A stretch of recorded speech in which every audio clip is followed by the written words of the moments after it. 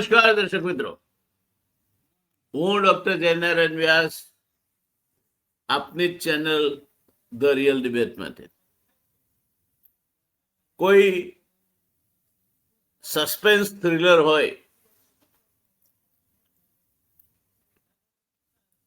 બાત એક રાત કી, વો કોન થી, કે પછી આલ્ફ્રેડ હિચકોકની કોઈ રહસ્ય વાર્તા હોય, તેમ દિલ્હી જંતર મંતર પર ચાલતા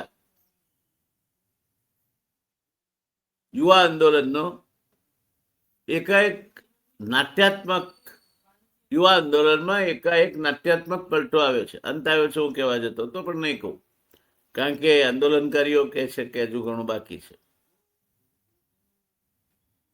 શિક્ષણ મંત્રી ધર્મેન્દ્ર પ્રધાને રાજીનામું આપ્યું છે અને પોતાના રાજીનામાના લાંબા લચક પત્રમાં એમણે જે બાકીનું કહ્યું છે એની ચર્ચામાં ન પડીએ તો પણ એમણે એવું કહ્યું છે કે યુવાઓને ગેરમાર્ગે દોરવામાં આવ્યા. આજના યુગમાં, માહિતીના યુગમાં, સોશિયલ મીડિયાના યુગમાં યુવાઓ ગેરમાર્ગે દોરાય અને પેલેટ બુલેટ્સ સહન કરવા, પોલીસના આતંકવાદીઓ સામે વપરાતા દંડા, જેમાં ઇલેક્ટ્રિક શોક પણ લાગે, સહન કરવા, ધસડાવા, માર ખાવા, ઘાયલ થવા તૈયાર થઈને યુવાનો જંતર મંતર પર પહોંચે, તો એવું તો કયું સામ્રાજ્ય એમને મેળવવાનું હતું? અને તમે એમ માનો છો કે આજના યુવાનો વોટ છે? આજના યુવાનો કોઈના દોરવાય છે? તો ઘરમાં તમારા દીકરા દીકરી પણ હવે તમને પ્રશ્ન પૂછતા થઈ ગયા છે.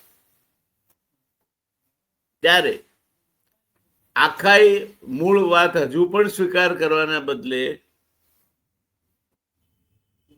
આખા પ્રશ્નનું ઠીકરું એ યુવા આંદોલનકારીઓ પર ફોડવું એ કેટલા અંશે યોગ્ય છે?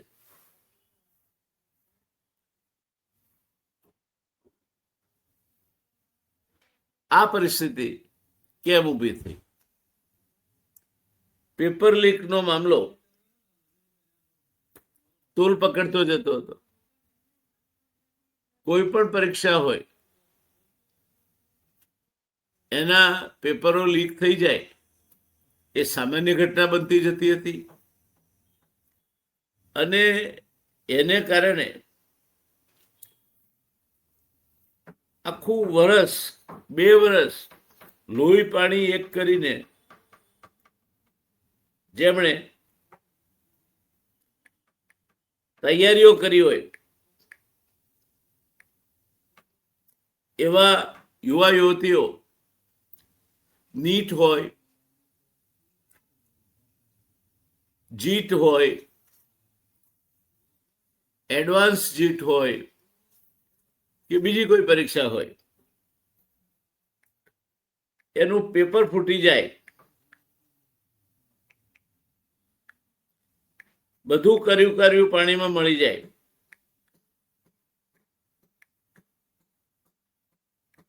એ પરિસ્થિતિનો સામનો કરી રહ્યા હતા.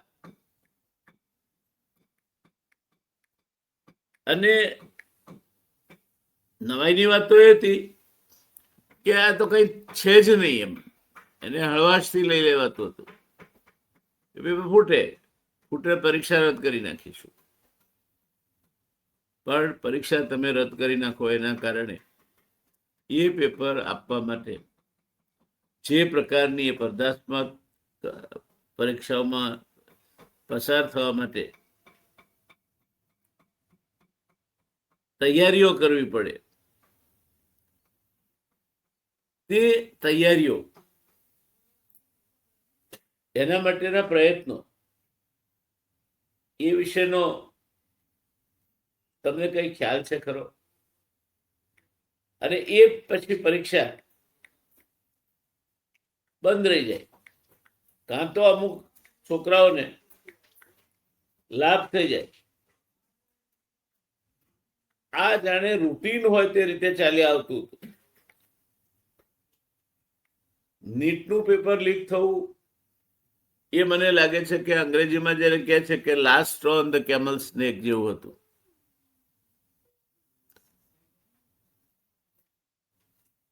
છેલ્લા 2 વર્ષમાં કેટલા પેપર લીક થયા એનો તો કોઈ આંકડો ઉપલબ્ધ નથી, પણ 2024 થી 2026 સુધીમાં ઓછામાં ઓછા 4 થી 5 રાષ્ટ્રીય કક્ષાના પેપર લીકના બનાવો બન્યા છે, જેમાં અંડર ગ્રેજ્યુએટ નીટ 2024 ઝારખંડની હજારીબાગ સ્કૂલમાંથી લીક થયું. સુપ્રીમ કોર્ટે 155 વિદ્યાર્થીઓને ફાયદો થયો હોવાનું સ્વીકાર્યું, પણ સંપૂર્ણ પુનઃ પરીક્ષા નકારી. ત્યારબાદ યુજીસી નીટ 2024 પરીક્ષા બાદ એક જ દિવસમાં રદ કરાઈ. ત્યારબાદ નીટ યુજી 2026 ગેસ પેપર સાચા પ્રશ્નપત્ર સાથે મળતું આવતા રદ થઈ. લગભગ 22.79 લાખ વિદ્યાર્થીઓ માટે ફરી પરીક્ષા લેવાઈ. મહારાષ્ટ્ર ટેટ 2026 શંકાસ્પદો પાસેથી અસલી પ્રશ્નપત્ર જેવા પ્રશ્નો મળતા મુલતવી રખાઈ. આ ઉપરાંત ઉત્તર પ્રદેશ, બિહાર, રાજસ્થાન જેવા રાજ્યોમાં પોલીસ ભરતી અને શિક્ષણ પાત્રતા પરીક્ષાઓમાં અનેક લીક થયા. આ બધી જ બાબતો વખતો વખત અખબારી માધ્યમોમાં ચમકતી રહી છે. શિક્ષણ મંત્રી ધર્મેન્દ્ર પ્રધાને સંસદમાં દાવો કર્યો હતો કે છેલ્લા 7 વર્ષમાં કોઈ પેપર લીક થયું નથી, જેનો વિપક્ષે સખ્ત વિરોધ કર્યો અને છેલ્લા 2 દાયકામાં કુલ 90 પેપર લીક નોંધાયા છે. અને આ જ મુદ્દો હાલના યુવા આંદોલનનો મુખ્ય માંગણીઓમાંનો એક મુદ્દો બન્યો. હવે વિપક્ષની કહેવા પ્રમાણે જો છેલ્લા 2 વર્ષમાં 90 કરતાં વધારે પેપર લીક થયા હોય તો વર્ષના 52 અઠવાડિયા હોય, 104 અઠવાડિયામાં 90 કરતાં વધારે પેપર લીક થાય એટલે લગભગ દર અઠવાડિયે પેપર લીક થાય ક્યાંક ને ક્યાંક. આ પરિસ્થિતિ છેલ્લા કેટલાય સમયથી આ દેશમાં ચાલતી હતી. એનો ભોગ બનનાર વિદ્યાર્થીઓ વધારેમાં વધારે કોર્ટના બારણા ખખડાવતા હતા. સુપ્રીમ કોર્ટે એક કિસ્સામાં કબૂલ્યું પણ ખરું કે 155 જેટલા વિદ્યાર્થીઓને એના કારણે ફાયદો થયો છે, પણ પરીક્ષા ફરી લેવાની વાત નકારી કાઢી. આમાં કરવું તો શું, જવું ક્યાં? આ જે આખું વાતાવરણ જામતું જતું હતું એને આ વખતે નીટનું પેપર લીક થયું અને જે બેજવાબને ઉદ્દંડ રીતે શિક્ષણ પ્રધાને એના જવાબો આપ્યા, એણે બળતામાં ઘી ઉમવાનું કામ કર્યું. એક આંદોલન શરૂ થયું. એ વખતે લાગતું હતું કે સરકારે જેમ પહેલવાનો સામેનું આંદોલન કચડી કાઢ્યું એમ આ આંદોલનમાં પણ એમના મિલીભગત વાળા ભળી જશે અને એને કચડી કાઢશે. ત્યારે એક જૂનું ચલચિત્ર છે તુફાન ઓર દિયા, એમાં છેલ્લી પંક્તિઓ દીવો અને તુફાન વચ્ચે એક નન્હા સા દિયા અને સામે કहीं दूर था तूफान था वो काफी बलवान. આ બે વચ્ચેની જે ઝપટ થઈ એની વાતના અંતે એ ગીતમાં કહેવાયું છે કે સર પટક પટક પગ झटक झटक न हटा पाया दिए को अपनी आन से. तूफान सर पटक पटक पग झटक झटक न हटा पाया दिए को अपनी शान से. वार वार वार कर अंत में हार कर तूफान भागा रे मैदान से. वार वार वार कर अंत में हार कर तूफान भागा रे मैदान से, अत्याचार से उभर जल्दी ज्योत अमर, यह कहानी है अमर निशानी बलिदान की, यह कहानी है दिए की और तूफान की, निर्बल से लड़ाई बलवान की, यह कहानी है दिए की और तूफान की. છેવટે એક નિર્બળ દીવડો તુફાન સામે જીતી જાય છે. તુફાને ભાગવું પડે છે. અહીંયા તો ઘણા બધા દીવડાઓ ભેગા થયા હતા, અને એમાં પાછો એક બીજો દીપક આવ્યો, અભિજીત દીપક. નિશાન લઈ આવ્યો વંદાનું, કોકરોચ. અને સામે પક્ષે તુફાન પણ ઉફાન પર હતું. પૂરી બર્બરતાથી પોલીસે નિર્દય રીતે લાઠીચાર્જ કર્યો. જે દંડાઓ આતંકવાદીઓને મારવામાં વપરાય, જે દંડાઓથી વાર કરવાથી ઇલેક્ટ્રિક કરંટ લાગે, એવા દંડાઓ છોકરાઓને માર્યા. ખીલીવાળા દંડાઓથી માર્યા. છોકરીઓ સાથે દુર્વ્યવહાર કર્યો. અને કાશ્મીરમાં આતંકવાદીઓ સામે જે પેલેટ્સ વપરાતી હતી, એ પેલેટ્સ, રબરની ગોળીઓ, એનાથી એના ઉપર ગોળીબાર કર્યો, છોકરા ઉપર ટીયર ગેસના ટોટા છોડ્યા. જાણે આતંકવાદીઓ હોય તે રીતે વિદ્યાર્થીઓ સાથે વ્યવહાર થયો. સોનમ વાંગચુક 18 દિવસના ઉપવાસના અંતે મેદાંતા હોસ્પિટલમાં શિફ્ટ કરવામાં આવ્યા. કંઈક મંત્રણાઓ એમણે કરી, કંઈક થઈ, અને એમણે પછી વ્યાપક હિતમાં એમને યોગ્ય લાગ્યું છે, કારણ કે એનું ભૂમિકા આપણને ખબર નથી, પણ એમણે પોતાનું અનશન પૂરું કર્યું. અભિજીત દીપકે પણ 2 દિવસથી અનશન પર હતા. એમણે પણ એમનું અનશન પૂરું કર્યું છે. ધર્મેન્દ્ર પ્રધાને રાજીનામું આપ્યું છે. એટલું જ નહીં, પણ વિદ્યાર્થીઓએ એવું કહ્યું છે કે આ લડાઈનો એક અધ્યાય પૂરો થયો છે. અમારી બીજી માંગો તો પૂરી થઈ જ નથી હજુ. કઈ માંગો છે? તો પહેલી માંગ છે, જે લોકોએ આત્મહત્યા કરી, આ પ્રકારની આઘાત સહન નહીં કરી શકવાના કારણે, પરીક્ષા મુલતવી રહેવાના કારણે, પેપર લીક થઈ જવાના કારણે, એમને વળતર આપવાની માંગ એમના પેરેન્ટ્સને, એ લઈને હજુ એ લોકો મક્કમ છે. પોલીસે જે બર્બરતાથી કામ કર્યું, તે પણ અનેક પ્રકારની શંકાઓને જન્મ આપે છે. તે પણ તપાસ નીમવી જોઈએ, અને જે એના માટે દોષિતો હોય તેના સામે પગલાં લેવા જોઈએ, એવી વિદ્યાર્થીઓની માંગ છે. અને સાથોસાથ એવી પણ માંગ છે, એવી અપેક્ષા પણ છે કે હવે પછી આ પ્રકારની પરિસ્થિતિનું નિર્માણ ન થાય, પેપર લીક ન થાય, તે માટેના નક્કર પગલાં લેવા જોઈએ. છેલ્લે વિદ્યાર્થીઓના આંદોલન સાથે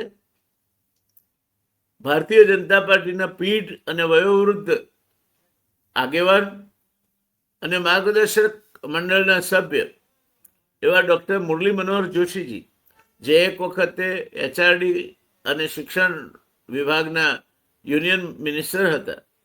તમે જુઓ કેટલો તફાવત છે. એક બાજુ ડૉક્ટર મુરલી મનોહર જોશી જેવા હાઈલી ક્વોલિફાઈડ પ્રોફેસર, એ શિક્ષણ ખાતું HRD સંભાળે, બીજી બાજુ સ્મૃતિ ઈરાની સંભાળે, ધર્મેન્દ્ર પ્રધાન સંભાળે. What is this?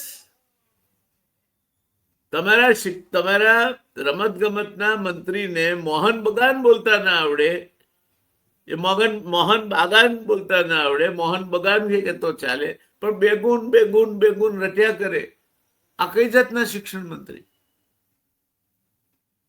તમારા જિલ્લા પંચાયતના પ્રમુખ ચૂંટાય એટલે ગુજરાતના પ્રધાનોના નામ ખબર ના હોય. ભારતીય જનતા પાર્ટી એવું માનીને બેઠી છે કે યાવશચંદ્ર દિવાકરો સત્તા લખાવીને આવ્યા છે, અને પેલા તુફાનની માફક એના સામે જે થશે એ દીવડાઓ એ ઓલવાઈ જશે. ત્યારે એમણે આ તુફાનો દિયા પિક્ચર ભારતીય જનતા પાર્ટીના એકે એક કાર્યકરને ફરજિયાત બતાવવું જોઈએ કે ક્યારેક આવું પણ થાય છે.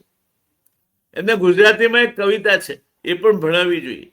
એ કવિતા એવું કે છે કે સાગર ને તીર એક તટડે ટીટોળી, ચીરી આકાશ એની ઉઠે છે ચીસ, સાગર ગોઝારાઓ ઈંડા મારા દે, તટડી કળેલથી કાઢે છે રીસ, સાગર ને તીર એક તટડે ટીટોળી, ઉડી ચીરી આકાશ એની ઉઠે છે ચીસ, સાગર ગોઝારા તું ઈંડા મારા દે, તટડી કળેલથી કાઢે છે રીસ.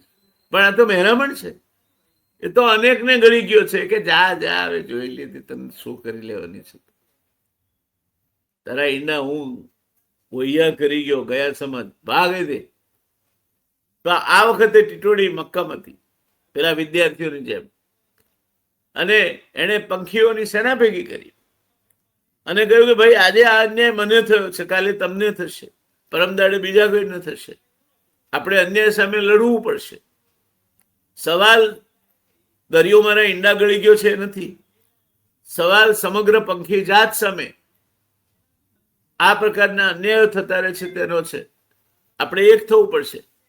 તો પંખી સેના બધી ભેગી થાય છે અને પછી ચાંચે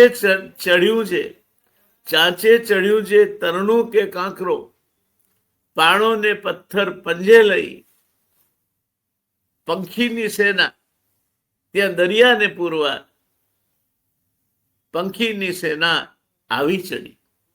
પંખીઓની સેનાએ હુમલો કર્યો દરિયા ઉપર, જેના હાથમાં તરણું કાંકરો આ તે, અને ગભરાઈને દરિયો આમ ખોબામાં ઈંડા લઈ રહ્યો કે લે બેન તારા ઈંડા તું પાછા લઈ જા, માફ કર.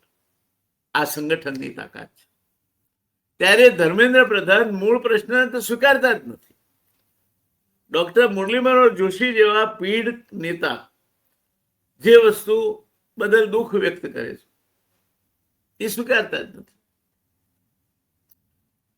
એ તો કે છે કે યુવાનોને ગેરમાર્ગે દોરવામાં. અરે ભાઈ, તમે યુવા નેતા તરીકે ભારતીય જનતા પાર્ટીમાં પગરણ માંડ્યા છે, તમે બજરંગ દળના મોટા નેતા હતા, સંયોજક હતા આખા રાષ્ટ્રીય કક્ષાએ, અખિલ ભારતીય વિદ્યાર્થી પરિષદમાં તમે કામ કર્યું છે.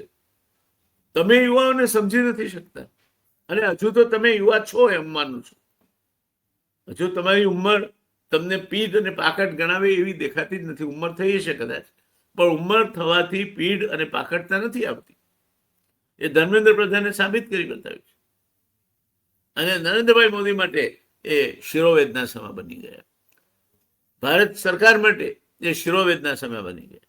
પણ કેટલાક બીજા પ્રશ્નો આ આંદોલનમાંથી પ્રગટ થાય છે, અને રહસ્યમય પ્રશ્નો છે, જેના રહસ્યો કદાચ ક્યારેક સમયાંતરે બહાર આવશે, ન પણ આવે, મોટા ભાગે બહાર આવશે. કારણ કે રાજકીય રહસ્યો ગમે તેટલા છુપાવવામાં આવે તો આ એટલું ઘેરું રાજ છે. લાખ छिपाओ छिप नहीं सकेगा, राज इतना गहरा, दिल की बात बता देता है असली नकली चेहरा. નકલી ચહેરાઓ પહેરીને ક્યાં સુધી ફરશો? પેલો સંદેહાત્મક રાજ આમાં નથી સમજ પડે તે એ છે, કોકરોચનું નિશાન તો જાણે કેમ આવ્યું જાણીએ છીએ, આપણે એની પૂર્વ ભૂમિકાની ચર્ચા કરવાની જરૂર નથી. કોના શબ્દો પકડાઈ ગયા, એમણે બોલવું જોઈતું હતું કે નહોતું બોલવું જોઈતું, બેરોજગાર યુવાનો વંદા જેવા છે, એ વ્યક્તિનો મત હોઈ શકે, એના ઉપર આપણે કોઈ ટીકા ટિપ્પણ કરવા માંગતા નથી. પણ આ અભિજીત દીપકેની એન્ટ્રી એ સંદેહાત્મક છે, કારણ કે બીજા કોઈને તો ક્યાંય પોલીસ જવા દેતી નથી. આ ભાઈ દિલ્હી એરપોર્ટ પર ઉતરે છે અને કેસરીયો જન લાવ્યો રે, હાજર પોલીસ સેવામાં, બધી જ પરમિશનો ત્યાં જ આપી દેવામાં આવે છે. તેઓ શું જાય છે? આ એમને આપવામાં આવેલ આવકાર અને અગત્યતા સંદેહાત્મક છે. શું અભિજીત દીપકે એ કોઈનું ચહેરો મોહરો છે? શું એક આયોજનનો ભાગ હતા? શું એક યોજના ઘડવામાં આવી હતી જે યોજનામાં ક્યાંક મિસફાયર થયું? શું હતું આમાં સમજાતું નથી. આંદોલન દરમિયાન પણ અભિજીત દીપકેની ધરપકડ થાય છે. પોલીસ વાનમાં એમને બેસાડીને લઈ જવામાં છે. 2 કલાક પછી પાછા દેખાય છે. કેમ એવું થયું સમજ નથી પડતી, જવાબ નથી મળતો. પણ ખરો યશ તો વિદ્યાર્થીને આપવો જોઈએ કે જેમણે કોઈ પણ જોખમોની પરવા કર્યા વગર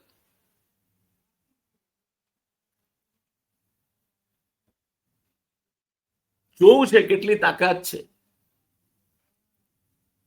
સરકારમાં કેટલી તાકાત છે, શું કરી નાખશો તમે, મારી નાખશો ને એમને, અમે મરવા જ આવે છે. અને માણસ જયારે મરણીયો થાય ત્યારે એક મરણીયો 100 ભારે પડે છે. એ આજની સરકારોએ સમજવા જેવી વાત છે. અહીંયા ખેડૂતો ગાંધીનગર સુધી પહોંચ્યા, શાંતિથી પહોંચ્યા, પણ હવે પછી જો એમનું આંદોલન ચાલુ રહ્યું અથવા કોઈ કારણસર એમના થતા અન્યાયો ચાલુ રહ્યા તો હવે પછી કદાચ કૃષિ મંત્રી માટે અથવા સરકાર માટે જોખમરૂપ પરિસ્થિતિનું સર્જન થઈ શકે છે. આમાંથી નીકળતો આ એક બીજો સંદેશ છે મેનેજમેન્ટના વિદ્યાર્થી તરીકે મને એ દેખાય છે. ત્રીજો સંદેશ અને સંદેહ એ છે કે પોલીસ આટલી બર્બરતાથી કેમ વર્તી. દિલ્હી અલગ રાજ્ય છે એ વાત સાચી, પણ પૂર્ણ કક્ષાનો દરજ્જો ધરાવતું રાજ્ય નથી. એટલે ત્યાં એક જમાનામાં આપણા અમદાવાદમાં લાયાઝનનું કામ કરતા સક્સેના અને કોઈ માણસ પોતાની તકદીર અથવા આવડતના બળે ગમે ત્યાં પહોંચે, એ લેફ્ટનન્ટ ગવર્નર છે. એ દિલ્હીમાં કાયદો અને વ્યવસ્થાનું કામ કેન્દ્રનું ગૃહ ખાતું સીધો સંભાળે છે. એટલે અમિતભાઈ સીધા આવે પિક્ચરો. અને યુવકો પર જે અત્યાચારો થયા, યુવાનો પર જે અત્યાચારો થયા, દીકરીઓ પર જે અત્યાચારો થયા, એમના જે રીતના એમની સાથે વર્તાવ કરવામાં આવ્યા, એ ક્યાંક મને I have always become A doubting Thomas. મને ક્યાંક શંકા પ્રેરે છે કે કોઈક એવું તત્વ હતું જેને આમાં અમિતભાઈ સંડોવાય ને અમિતભાઈ બદનામ થાય એમાં રસ હતો. અને એટલે પોલીસ પૂર્ણ બર્બરતાથી વર્તી. પોલીસ દંડાવાળી કરે ત્યાં સુધી મને કોઈ વાંધો નહીં, પણ પોલીસ ગાળાગાળી કરે, બેફામ લવરી કાઢે, દીકરીઓનું પણ મર્યાદા ના રાખે, લાજ ના રાખે. એમના ઘરે બેન દીકરી નથી, પણ એની જવાબદારી કોની આવે? જેમ શિક્ષણની જવાબદારી ધર્મેન્દ્ર પ્રધાનની આવી, એમ આની સીધી જવાબદારી ગૃહ વિભાગની આવે અને કેન્દ્ર સરકારના ગૃહ વિભાગના વડા અમિતભાઈ છે. તો શું ક્યાંક અત્યારે દિલ્હીમાં એવો કોક પ્રયોગ ચાલી રહ્યો છે કે જે અમિતભાઈને એક યા બીજી રીતે વિવાદના કેન્દ્રમાં લાવવા માંગે છે? અમિતભાઈ ચકોર માણસ છે, એટલા સરળતાથી ફસાય એવું હું નથી માનતો. પણ હું સાથે સાથે એવું પણ માનું છું કે danger to the life comes from the direction least expected. તમારા જીવનું જોખમ તમે ન ધાર્યું એ દિશામાંથી આવે છે. સીઝરને એના જીગરજાન મિત્ર બ્રુટસે એની પીઠમાં છરો ભોંક્યો હતો ને ત્યારે સીઝરના શબ્દો હતા, બ્રુટસ યુ ટુ, એટલે બ્રુટસ તું પણ. એમ અમિતભાઈને ક્યાંક મુશ્કેલીમાં મૂકવા માટે કોઈ બ્રુટસ કામ કરી રહ્યો છે? આ પ્રશ્ન વિચારણા માંગી લેવો છે. અને અમિતભાઈ ચકોર માણસ છે, એમની ધ્યાન બહાર આ નહીં જ હોય. અને ચોક્કસ જે કોઈ તત્વોએ આ કર્યું હશે એને યોગ્ય નશ્યત કરવાની પણ અમિતભાઈમાં તાકાત છે અને કરશે. એટલે આ ત્રીજો પ્રશ્ન છે. અને એ ત્રીજો પ્રશ્ન આપણને ગંદી રાજનીતિ તરફ લઈ જાય છે કે ક્યાં કોણ કોનું છે. યહાં કોઈ કિસી કા યાર નહીં, કિસી કો કિસી સે પ્યાર નહીં, मतलब की दुनिया सारी, यहां कोई किसी का यार नहीं, कहीं किसी को सच्चा प्यार नहीं. અમિતભાઈ ની આજુબાજુમાં કોઈક એવો ઓછાયો પડછાયો હોય એ અશક્ય નથી. પણ પોલીસનું વર્તન હું બહુ સ્પષ્ટ રીતે માનું છું કે વિદ્યાર્થી આંદોલનના અમિતભાઈ ખૂબ અનુભવી છે. પોતે વિદ્યાર્થી નેતા રહી ચૂક્યા છે. વિદ્યાર્થી આંદોલનો ક્યાં સુધી જઈ શકે એ એમને ખ્યાલ છે. રાજ્યમાં ગૃહમંત્રી તરીકે કાર્ય કરી ચૂક્યા છે અને અહીંયા કેન્દ્રમાં પણ એમનો ખાસો અનુભવ થયો. ત્વરિત નિર્ણય શક્તિ ધરાવે છે, ચારવાક બુદ્ધિ ધરાવે છે. એ અમિતભાઈના સામે ભારતીય જનતા પાર્ટીમાં ક્યાંક કોઈક મોરચો રચાઈ રહ્યો છે. ચોથો મુદ્દો, આ આખું આંદોલન શરૂ થયું અને ભડકો થવાની શરૂઆત થઈ, ભડકોલ્યું એ પહેલા રામ મંદિર ને કૃષ્ણ મંદિરના ચઢાવવાની ચોરી એ મુદ્દો ચગી રહ્યો હતો, તૂલ પકડી રહ્યો હતો. બીજેથી પણ અહીં આપણા ગુજરાતની વાત કરીએ તો મા જગતજનની અંબાની જે શક્તિપીઠ છે, જ્યાં મા શક્તિનું હૃદય પડ્યું છે, એ શક્તિપીઠમાંથી પણ કેમેરામાં ચોરી પકડાય છે, નોટોનું બંડલ પકડાય છે. એટલે શું દરેક મંદિરોમાં, પછી બદ્રી હોય, કેદાર હોય કે પછી કાશી વિશ્વનાથ બાબા હોય, રામ હોય, કૃષ્ણજીના મંદિરો હોય, શું ચોરી એક સામાન્ય બાબત થઈ ચૂકી છે? શું દરેક પંથના વ્યવસ્થાપકો પોતે આ પ્રકારની વ્યવસ્થાઓમાં સંડોવાયેલા છે? એવું કહેવાય છે કેટલાક પંથો એવા છે કે જ્યાં તમે જાઓ ને તમે કહો કે મારે $5 કરોડ સવારે લંડનમાં જોઈએ છે અને કમિશન સાથે તમે એક ચોક્કસ જગ્યાએ પૈસા આપી દો તો તમને બીજા દાડે નિર્ધારિત સમય $5 કરોડ લંડનમાં મળી જાય.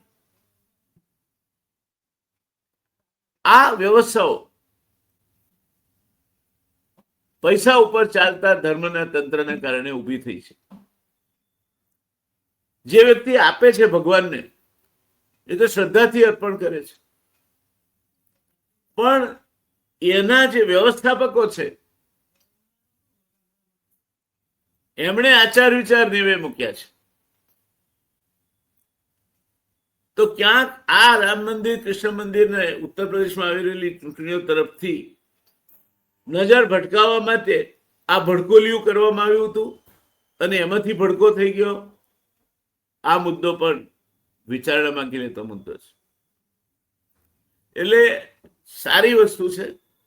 ધર્મેન્દ્ર પ્રધાને વહેલા રાજીનામું આપ્યું તો વધારે સારું હતું, સન્માનપૂર્વક આપ્યું હતું એથી પણ વધારે સારું હતું. શિક્ષણ મંત્રી એટલે સરસ્વતીના વાહક છે. બીજા બધા ગમે તે કરે પણ સ્મૃતિ ઈરાની અથવા ધર્મેન્દ્ર પ્રધાન જેવા નામો શિક્ષણ મંત્રી તરીકે ના ચાલે. ગમે તેટલા કાયાગ્રા હોય, ગમે તેટલા ઉપયોગી હોય તો પણ ન ચાલે. ભલે આપણા રમતગમત મંત્રીને બગુન કરીને મોહન બગાન બોલતા ના આવડતું હોય તો ચાલી જાય, એનાથી કઈ બહુ ફરક નથી પડતો, એ કઈ દેશનું નહીં બગાડી નાખે. પણ અહીં આખી પેઢી બગડી જશે, આખી પેઢીને ફરક પડે છે. તમે કલ્પના કરો, એક બાજુ ડોક્ટર મુરલી મનોહર જોશી જેવા વિદ્વાન ફિઝિસિસ્ટ, પ્રોફેસર, ચારિત્રશીલ વ્યક્તિ શિક્ષણ અને એચઆરડીના મંત્રી, અને બીજી બાજુ સ્મૃતિ ઈરાનીને મૂકો તમે. હવે I have all respect for her. I M only talking in terms of the capabilities, qualifications. Dharmendra Pradhan માટે પણ એ જ કહી શકાય. અને શું હસ્તી છે! યુનિવર્સિટીના વાઇસ ચાન્સેલરો બધા જ RSSના નિમવાને સાચું, પણ એમની સાથે શિક્ષણ પ્રધાને વાર્તાલાપ તો કરવાનો છે ને. બધા જ RSSના વાઇસ ચાન્સેલરો બોગસ છે, બોગા છે. ક્યાંક તો વિદ્વાનો છે RSSમાં પણ. તો આ જે sacrificing the quality in favour to get the kind of sycophancy promoted, એ દરબારીઓની રાગ દરબારી નીતિ ચાલે નહીં. અને આ બધી જ વ્યવસ્થાઓ પારદર્શક હોવી જોઈએ. તમે નહીં રાખો તો થઈ જશે. સરકારમાં રખે કોઈ એમ માને હું સરકારમાં કામ કરીને આવું છું, તમે જે ફાઇલ પર કોન્ફિડન્શિયલ લખ્યું હોય ને એ આખા બધાને ખબર હોય કે આ ફાઇલમાં આ છે. એ ચઈને ખબર રાખે. એટલે સરકારમાં કશું ખાનગી છે નહીં. જે છે તે બધાને ખબર છે, અને ઘણા તો જે નથી તે જાણે છે. એટલે આ પ્રશ્નો હજુ અનુત્તર રહે છે. અને છેલ્લે યક્ષ પ્રશ્ન, હવે આગળ શું જે લોકો વિદ્યાર્થીઓ આપઘાત કરે એમને 1 કરોડ રૂપિયાની વળતર આપશે કેન્દ્ર સરકાર? નજીવી રકમ છે કેન્દ્ર સરકાર માટે. મને એમાં કઈ વાંધો નથી દેખાતો. મમત પર નહીં બેસવું જોઈએ એમાં. શિક્ષણ મંત્રીએ જ જયારે રાજીનામું આપ્યું છે એનો અર્થ એ થાય કે એમણે જવાબદારી સ્વીકારી છે. ત્યાર પછી પોલીસે જે કંઈ કર્યું એ તો અમિતભાઈએ પોતાના હિતમાં તપાસ કરવી જોઈએ કે કોણ હતું આની પાછળ. અમિતભાઈનો દૂરસંચાર ચોક્કસ ના હોય. અમિતભાઈનું મગજ આ રીતનું ન ચાલે. એ કડક ખરા, મક્કમ ખરા, પણ નિર્ક્ષીર વિવેકમાં તો પાક્કો છે માણસ. આવી ભૂલ ના કરે. કોણ હતું એ અમિતભાઈ વિચારવાનો પ્રશ્ન છે. અને ત્યાર પછી હવે પરીક્ષાના પેપર લીક ન થાય તે માટે શું કરશો એની જડબે સલાક વ્યવસ્થા યુપીએસસી કે કોઈ પાસેથી એમનું મોડેલ લઈને ગોઠવવી પડશે. તો આજે એક શરૂઆત થઈ છે. શિક્ષણ મંત્રીને મમતનો પ્રશ્ન બનાવ્યા વગર કહેવામાં આવ્યું છે કે ભાઈ પધારો, આપ ઘણું થયું. સારી વાત છે. નરેન્દ્રભાઈને એ માટે આપણે અભિનંદન આપીએ. દેર સે આયે દુરસ્ત આયે. અને બાકીના બધા મુદ્દાઓમાં પણ. અને ધર્મેન્દ્ર પ્રધાન જે કહે છે, કોઈ મંત્રી માનતા હોય ને એમના મગજમાં એવી રાઈ ભરેલી હોય કે યુવાનોને ગેરરસ્તે દોરી શકાય છે, તો એ ભીત ભૂલે છે. આઝાદીના આંદોલનમાં પણ આગળ યુવાનો હતા, જયપ્રકાશ આંદોલનમાં પણ આગળ યુવાનો હતા, અનામત આંદોલનમાં પણ આગળ યુવાનો હતા. યુવાન એક વખતે કોઈ વસ્તુ હાથમાં લે છે પછી તો ચલ રે નવજવાન ચલ. તો આપણે આશા રાખીએ કે આવા બનાવો ન બને. આમાંથી આપણે જે બોધ લેવા જેવા હોય તે લઈએ. અને યુવાનોમાં બુદ્ધિ નથી અને કોઈના ભોળવાઈ જાય છે એ વાત સદંતર મનમાંથી કાઢી નાખી. આટલા સાથે આજની આ ચર્ચાને હું સમાપન તરફ દોરી જાઉં છું. તમારી ચેનલ ધ રિયલ ડિબેટ સમાચારોને એના સાચા પરિપ્રેક્ષમાં રજૂ કરે છે. અમે અહીંયા કોઈને ગુનેગાર ઠેરવવા માટે પણ નથી. અહીંયા અમે કોઈને નિર્દોષતાનું સર્ટિફિકેટ આપી દેવા માટે પણ નથી. અમારું કામ આ બાજુ આ છે, આ બાજુ આ છે, આ વધારે પોસિબલ લાગે છે, આ નથી લાગતું, એ કરીને નિર્ણય તમારા પર છોડવાનો છે. દર્શકોની પરિપક્વતામાં અમને પૂરેપૂરો વિશ્વાસ છે. અમે ધર્મેન્દ્ર પ્રધાન નથી. ધન્યવાદ. આપનો મિત્ર doctor Jaynarayan Vyas, the real debate channel માટે. આવજો.